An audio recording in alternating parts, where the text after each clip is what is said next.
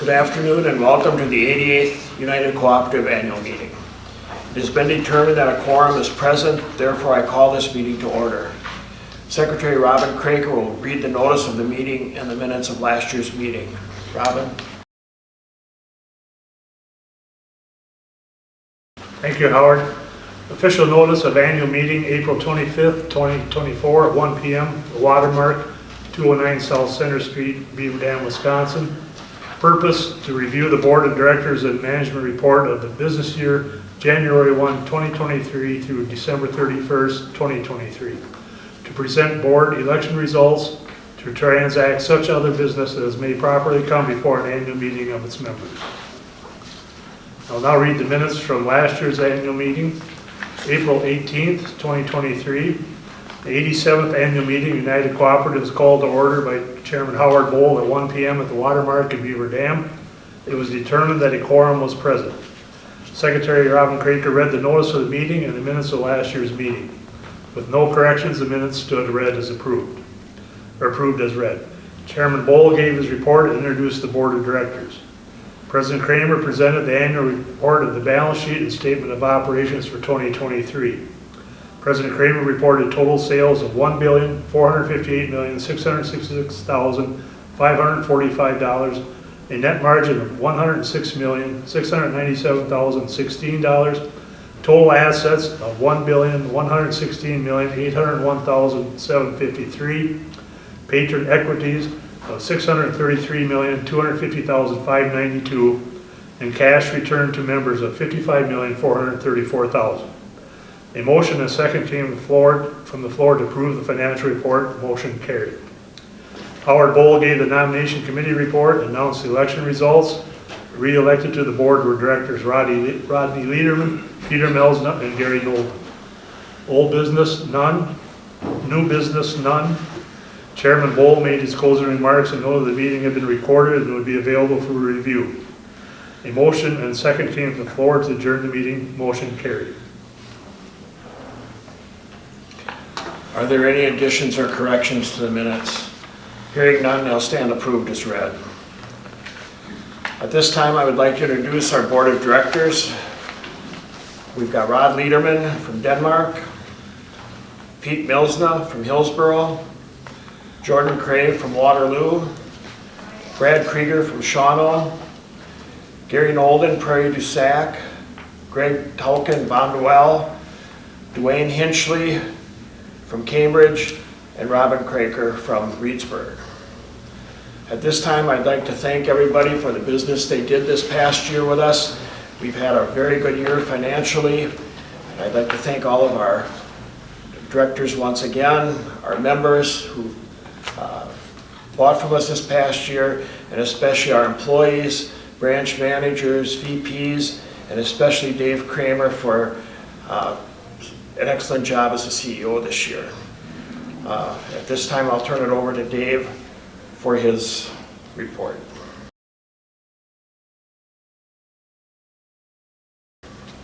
Thank you, Howard. It's our 88th annual meeting. Fortunate to have another fantastic year with some record numbers. We'll start on our annual report, go through the balance sheet to begin with. We'll start with our current assets. You see total current assets are $556,968,000 versus $673,943 last year. Basically, the big difference there is our inventories. Our inventories are down from $507 million last year to $362 million this year. So that is the big difference in the current assets. Investments and others. You can see our total investments and others are $195 million versus $207 million, down about $12 million. That's investments that we have in other companies, predominantly ethanol. We have some depreciation that's kicking in and lowering those investments, and some distributions that were made that lower the investment number. Property and equipment is the next category. You can see our net property equipment is $329 million versus $235 million. That's an increase of $113 million this past year. A lot of building projects going on, a lot of property and equipment been added. We'll go through that a little later in the meeting and discuss where that is all happening. So our total assets then are $1,081 million versus $1,116 million a year ago. And basically the value of our inventories, or the amount of inventory, is the devaluation of inventory is the reason for the reduction there. I think everybody knows what the price of grain has done this past year, and the price of fertilizer and feed and petroleum products are all lower than they were a year ago. So our current liabilities, so we have accounts payable of $42 million versus $83 million is a difference of about $40 million. That's again commodity prices. Grain payables, $62 million versus $96 million a year ago, down $34 million. Also again commodity prices. Doesn't mean that we handle less bushels. We actually handled more bushels this year than we ever have. We have record corn takes, and we were close to a record bean take again last fall. So it's all in pricing and has impacts on the liability section. Patronage payable in cash. This is we don't want to have a negative number here, or a smaller number here. It's $33,900,000 this year versus $31,788,000 last year, an increase of approximately $2 million in cash. That's 50% of our patronage is going to be coming back to you in cash. And maybe we should talk about what that's going to be. It's a farm supply rate is going to be 9% this year. Grain is 12 cents per bushel for bushels sold to United Cooperative. And drying and storage is 10% of the dollars billed for drying and storage. So there will be some very nice patronage checks distributed here in the next few weeks. Prepaid payments and credit balances, you can see, are $131.9 versus $159,671,000. There again, it's down $28 million, but there again, more volume has been sold, but the price per units are all down. So actually, the money that's been prepaid is a little bit lower than it was a year ago. Total current liabilities then are $309 million versus $407 million a year ago, a reduction of about $99 million based on those three items we talked about earlier. Our long-term liabilities, long-term debt, less the current portion of the maturity, we've got $60,950,000 of long-term debt. Last year we had $74,580,000 of long-term debt. We have two term debt notes. One is 2 years from retiring, and one is about 7 years from retiring. And the average rate on those is about 3.75% is our interest rate. So they're very, very favorable for us today. And obviously we're getting quarterly payments, so we're reducing those by about almost $14 million a year. So we have long-term liabilities then of $61 million versus $75 million a year ago. Total liabilities then are $370 million versus $483 million, or a reduction of about $113 million from this year to last year, which is great. Patron equities, preferred equities. This is our preferred stock program. You can see we have almost $220 million of preferred stock invested by our members. Last year we paid a 5.5% dividend on that. That's always declared in December of the end of the year. So this December, the board will be declaring another dividend on that. That's up $23 million from a year before, so it continues to grow a little bit every year. And we really had some limitations on taking new members into that. So the people that are in there are actually putting more money into it. It shows a lot of positive vibe for the co-op. So equity credits, $141.8 million versus $130 million. You know, see that's up almost $12 million. Then we got patronage refunds payable in equity. There again, it's the same number as we had for cash. $33.9 million versus $31.8 million approximately, about $2 million more. So our general reserve is almost $315 million. Last year was $274 million, a big increase of $41 million to our general reserve, which is strengthens the overall company dramatically. Total patron equities then are $710 million versus $633 million, excuse me. $77 million increase from one year to the next, which is great. Total liabilities and patron equities, or liabilities and equities is $1,081,000,000 versus $1,116,000,000. So our balance sheet has been strong and getting stronger every year. So when you flip to the next page, and we see the breakdown of the assets. We've got a pie chart there. Our three major assets are investments. 33.48% of our assets are in investments. Property and equipment is 30.43, and I should say inventories is 33.48, not investment. It's investments is 17.171. So those are our three major categories of our assets. Our total assets, you can see if you go across the page, you can see are down just slightly, and we talked about those in our balance sheet, why that number is down a little bit from where it was a year ago. Patron equities. Our patron equities are $710 million versus $633 million a year ago, up $77 million from a year ago. Patron liabilities and patron equities, you can see the pie chart there. Our patron equities are up 9%. And obviously then our liabilities are down 9%, so that means change is our members own 9% more than did a year ago. At the bottom of the page, we have a picture of our Waupun feed mill. It's been in construction. Last year we had a picture in there of just some of the start of construction. This is getting close to the end. Within the next probably 90 days, we will be making some feed in that production facility, which is great. Can't wait. Flip the page and we have a statement of operations. We'll talk about our sales there are $1,358,000,000 versus $1,458,000,000. We're down about $100 million in sales, and it's all price per units. Our units are up, as you'll see later, but the price per unit is down dramatically. It affects the overall sales dollars. In discounts, you can see we gave away $3,865,000,000 versus $3,620,000,000 for cash discounts. So people that want to pay us in net 10 days or sometimes even shorter get cash discounts, which is phenomenal for both them and for us. Our gross margins, $169 million versus $186 million. So you can see we're down about $17 million of gross margins. Percentage-wise, we're very close, 12.47 compared to 12.79 a year ago. Then we get into our operating expenses. We get our merchandising expenses. You can see our overall merchandising expense is $72,439,000 versus $73,019,000. It's actually down $580,000. See, corn dryer expense is one that is changed. That's up about $443,000.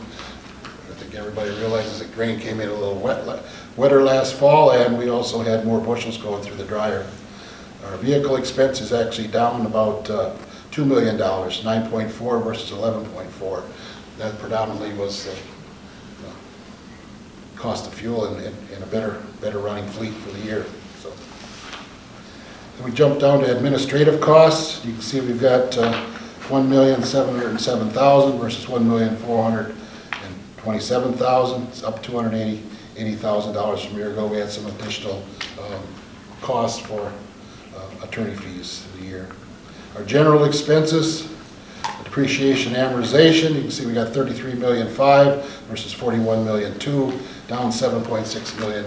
This is predominantly the reason for this reduction is because of in our ethanol operations, our reductions of depreciation in our Michigan asset purchase.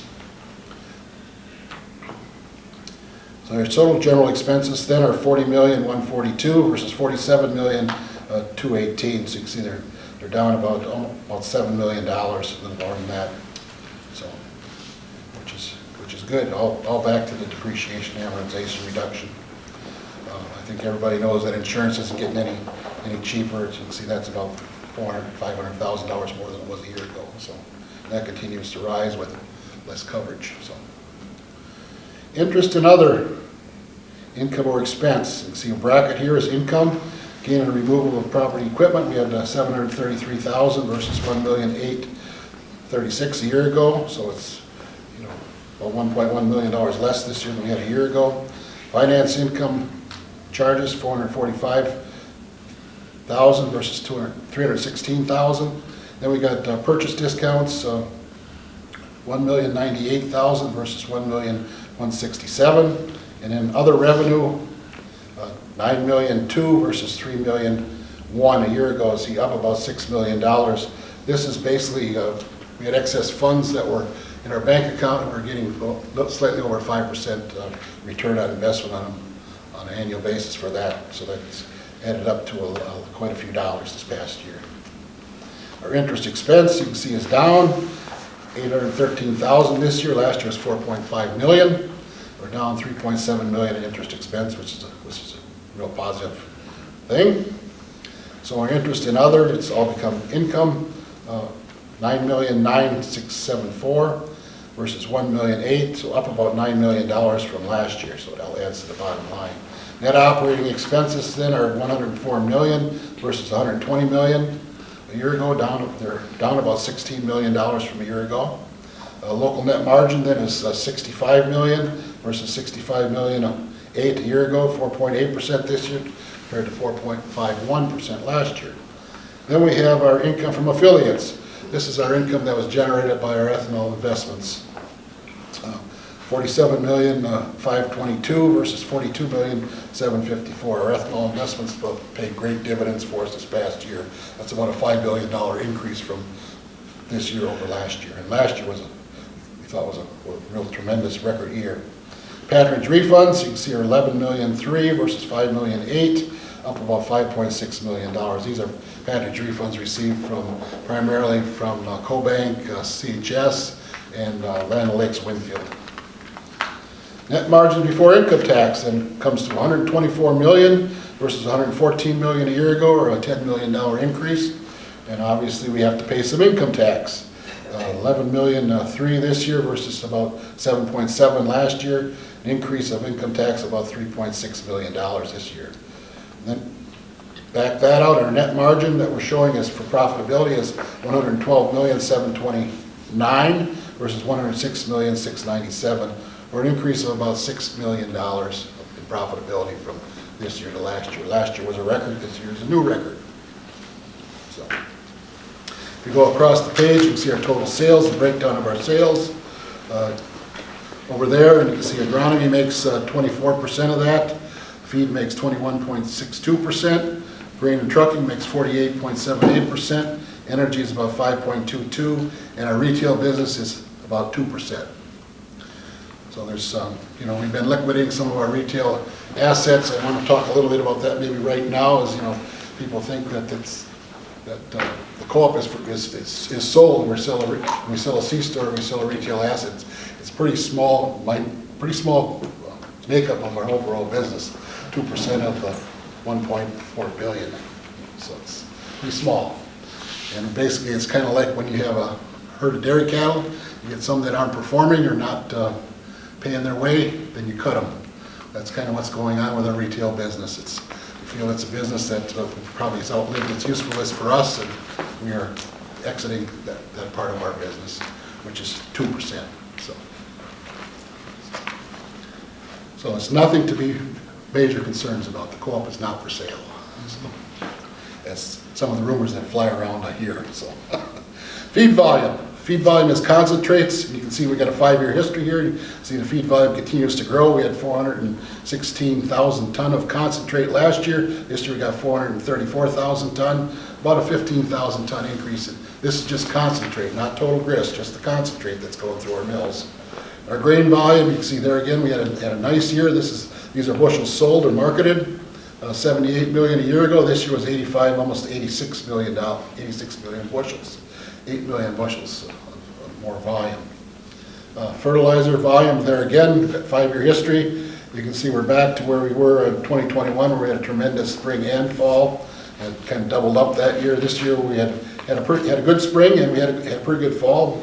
And we are 335,000 ton of plant food, or up 26,000 ton of plant food from 2022. And it appears like this year will be another great year. March was tremendous. We had a 10,000 ton of plant food increase in March this year versus what we had a year ago, because of the warm and unusual usually early spring weather that appeared there for a few weeks. So, fuel volume, these are in millions of gallons.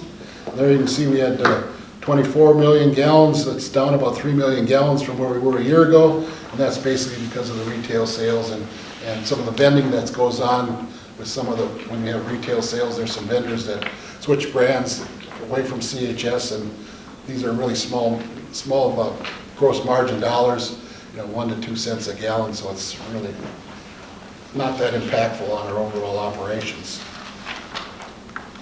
If you flip to the next page, we talk about income. You can see our net income for the last 5 years. You can see what's happened in the last 3 years. It's just been very good. We started at $69.4 million in 2021. We got 106 million, almost 107 million in 2022, and this year we got 112 million. So you can see it's a plus $6 million from a year ago, which is, the growth pattern is very good. If it was going the other way, it wouldn't be so good.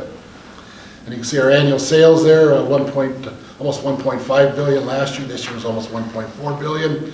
We're down about $100 million, but you can see that's all in the price of unit pricing with our commodities. Return on equity, you can see we had 16.85 last year. This year we got 15.86. Still very, very, very respectable. It's down about 1% from where we were a year ago. And I don't know, I think everybody would have to look kind of hard where they would get 15% or almost 16% on their money.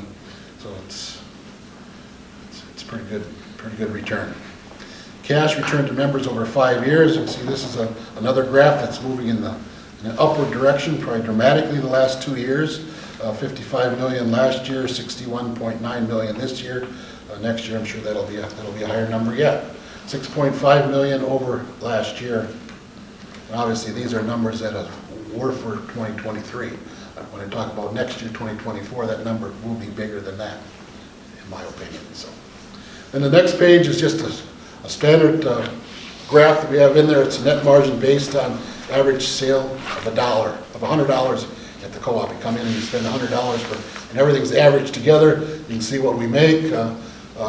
Local net was $4.80 this year. Last year was $4.50 that we would have made. Income from our affiliates, $3.50 this year. Last year was $2.94. So you can see our income from affiliates is really beneficial to the operation of this company. Patronage refunds are 83 cents. Last year were 40 cents. That was a nice increase, obviously. So you can see it's balanced out pretty well. We have a lot of construction in progress. Talk a little bit about that. I think right now we have 11 different projects going on. It's all major projects. Our pond feed and grain project is progressing. It should be. If you looked at our grain bids, we actually put a bid on for corn for Waupun for the fall. We anticipate being operational there with drying storage. Ripon South, that is a big project there with grain. We're putting about 2.5 million bushels of storage there, and another 7,000 bushel hour dryer there, plus 3 new dump pits that speed that elevator up immensely. Center Valley, we have agronomy and grain going up to Center Valley. That's a whole new site. That's going to be about a $44 million project when it's done. We actually opened up our dry plant a week or so ago. We're blending dry fertilizer out of there. Our fertilizer plant in Greenville is very, very tired. That one will be closed, and the new plant won't be servicing that area. Plus, we have a 24,000 square foot warehouse there and a 2-bay liquid facility with liquid storage up there that'll serve more like a northern hub, like South Beaver Dam serves as a southern hub. That'll be our northern hub to serve our agronomy facilities up there. So it should improve our overall performance immensely and give us an opportunity to grow the business. So we have a new agronomy facility being built right off of Highway 33 in the town of Hubbard. That will replace our facility that's at Mayville and at Hartford. Obviously, when the new mill opens up, the new feed mill opens up in Waupun, the Hartford facility will be closed, and that fertilizer plant there will be liquidated. And then we'll have one plant servicing that whole area on Highway 33. It's about a 6,000 ton plant. And we'll have a new liquid plant there, a 2-bay liquid plant there with some storage. So we're looking forward to that. That one is ahead of schedule because of the warm winter weather. Obviously, the weather was favorable for construction, not so favorable for propane. But for construction, it was very favorable for us. So we've got a lot of these projects are moving ahead of schedule. This wasn't supposed to be done until September. The plant will be done in about 2 weeks, and the equipment was supposed to be here in July. The equipment is done already. It'll be here, started installed in May. So you can see that plant operational this fall. Coleman, we also have a 12,000 square foot warehouse going up there with a new liquid facility, two-bay liquid facility going up there. That one's ahead of schedule too. The building is going up, the concrete's pretty well done, so that one will also be operational by fall. So, and we just announced a new tower structure going up at Westfield. We've had some changes in that area where there's change of some of our current competitors where they're not servicing the area with fertilizer, and that business has been growing nicely over there. So we're going to put a 150-ton tower up out of that plant. That'll be operational hopefully by fall. Hillsboro, we have announced we're going to be adding a 2,500-ton addition to Hillsboro.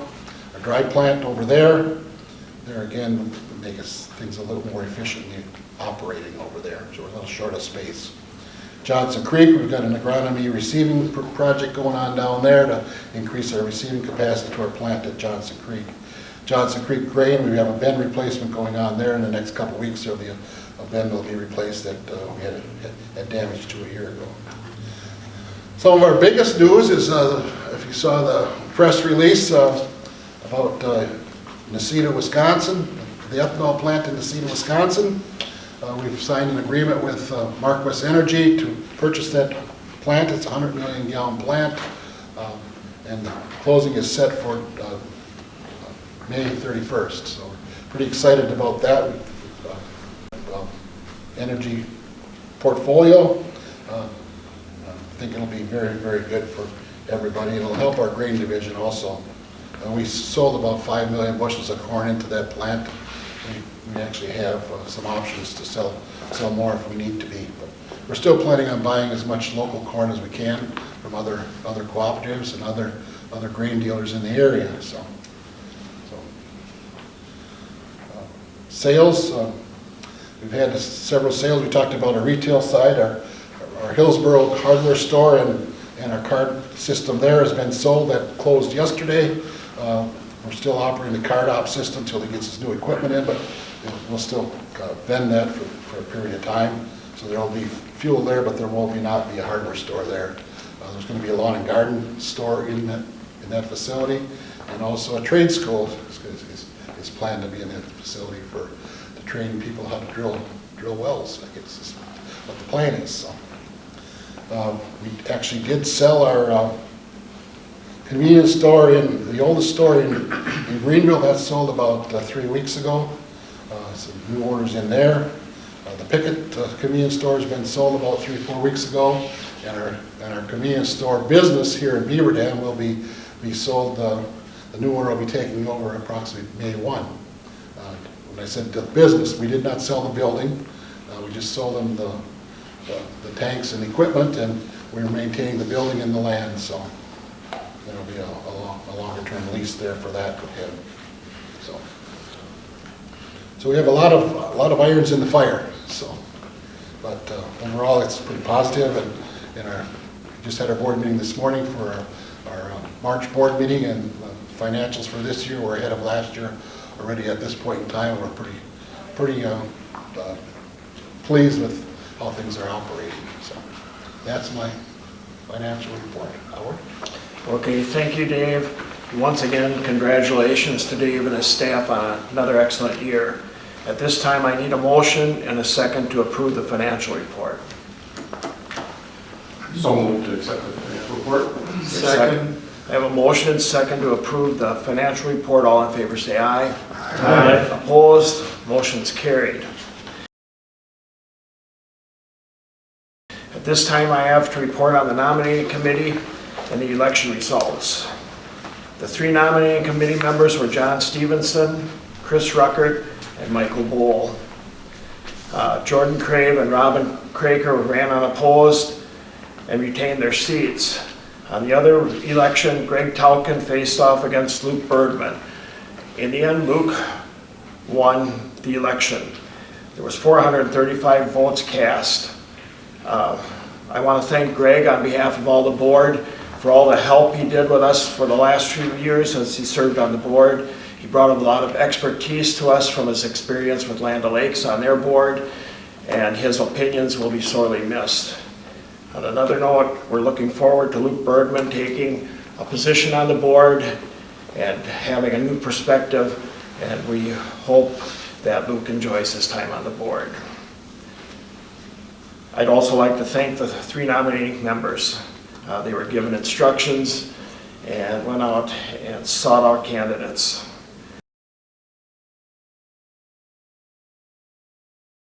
At this time, is there any old business to be brought before this meeting? Any old business at all?